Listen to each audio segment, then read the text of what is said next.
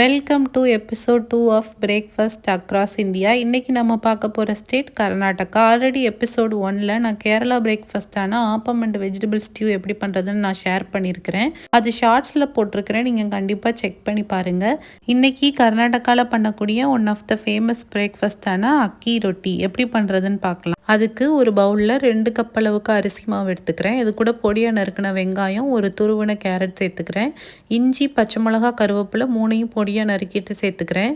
இப்போ இது கூட சோம்பு கீரை சேர்த்துக்கலாம். இதையும் வாஷ் பண்ணிட்டு நல்லா பொடிசாக கட் பண்ணி சேர்த்துருக்கிறேன்.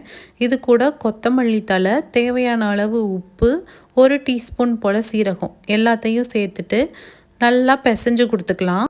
இது கூட நீங்கள் சுரைக்காயை துருவிட்டு கூட சேர்த்துக்கலாம், ரொம்ப நல்லாயிருக்கும். நல்லா ஒன்று சேர கலந்து விட்டுட்டு இப்போ இது கூட தண்ணி சேர்த்துக்கலாம். தண்ணியை கொஞ்சம் கொஞ்சமாக சேர்த்து ஒரு சாஃப்டான டோவாக பிசைஞ்சு எடுத்துக்கலாம். நம்ம சப்பாத்தி மாவு பதத்துக்கு நம்ம பிசைஞ்சு எடுத்துக்கணும். தண்ணி நிறையா சேர்த்துட்டிங்கன்னா உங்களுக்கு ரொட்டி தட்டும் போது கையில் பிசு பிசுன்னு ஒட்டும். ஸோ கரெக்டான பதத்தில் பிசைஞ்சு எடுத்துக்கோங்க.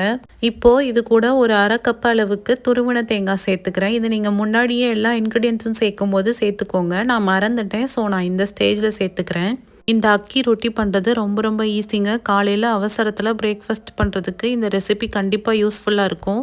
அவுட் சைட் நல்லா கிறிஸ்பியாக, சாப்பிட்றதுக்குமே ரொம்ப டேஸ்ட்டாக இருக்கும். இப்போது ஒரு வாழை இலை அப்படி இல்லாட்டினா பார்ச்மெண்ட் பேப்பரில் லைட்டாக ஆயில் அப்ளை பண்ணிவிட்டு நம்ம ரெடி பண்ணி வச்ச டோலேருந்து ஒரு உருண்டை எடுத்து நல்லா பால் மாதிரி உருட்டிக்கோங்க. இப்போ அதை அந்த வாழை இலையில் வச்சு நம்ம கையால் நல்லா தட்டி எடுத்துக்கலாம். லைட்டாக கையில் ஒட்டுற மாதிரி இருந்துச்சுன்னா கையை தண்ணியில் நனைச்சிக்கோங்க, அப்போ ஒட்டாது. இந்த மாதிரி ஸ்ப்ரெட் பண்ணி விட்டுக்கலாம். ரொம்ப திக்காக இல்லாமல் இந்த மாதிரி மெல்லிஸாக தட்டி எடுத்துக்கோங்க, அப்போ தான் சாப்பிட்றதுக்கு நல்லாயிருக்கும். இப்போ நான் இதில் ஒரு 3 ஹோல்ஸ் போட்டுக்கிறேன். அப்போ தான் நம்ம ரொட்டி செய்யும் போது நல்லா வெந்து வரும். இப்போது தோசைக்கல்லை சூடு பண்ணிவிட்டு அதில் நான் லைட்டாக ஆயில் அப்ளை பண்ணிக்கிறேன்.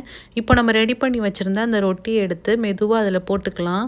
லைட்டாக தட்டி கொடுத்துட்டு நம்ம அந்த வாழை இலையை ஸ்லோவாக எடுத்துடலாம் வெளியே. வாழை இலையை எடுத்துட்டு இப்போ இதை நல்லா குக் பண்ணிக்கலாம். ஒரு பக்கம் ஒரு 2 மினிட்ஸ் குக் ஆன பிறகு நம்ம நெக்ஸ்ட் சைடும் திருப்பி போட்டுட்டு கொஞ்சமாக ஆயில் அப்ளை பண்ணிவிட்டு இந்த பக்கமும் நல்லா குக் பண்ணிக்கலாம். 2 பக்கமும் திருப்பி போட்டு கொஞ்சம் கிறிஸ்பியாக ஆன பிறகு இதை நம்ம எடுத்துக்கலாம். அவ்வளோதான், நம்மளோட கர்நாடகா ஸ்டைல் அக்கி ரொட்டி சூப்பராக ரெடி ஆகிடுச்சு. பண்ணுறது ரொம்ப ரொம்ப ஈஸி, டேஸ்ட் ரொம்ப ரொம்ப சூப்பராக இருக்கும். கண்டிப்பாக ட்ரை பண்ணி பாருங்கள். இதே மாதிரி மிச்சம் இருக்கிற எல்லா மாவுலையும் நான் ரொட்டி தட்டி எடுத்துக்கிறேன்.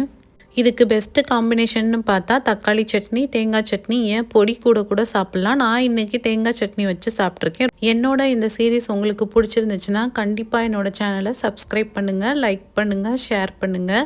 நெக்ஸ்ட் எந்த ஸ்டேட்டோட பிரேக்ஃபாஸ்ட்டில் பார்க்கலான்னு கமெண்ட் பண்ணுங்கள். தேங்க்யூ ஃபார் வாட்சிங்.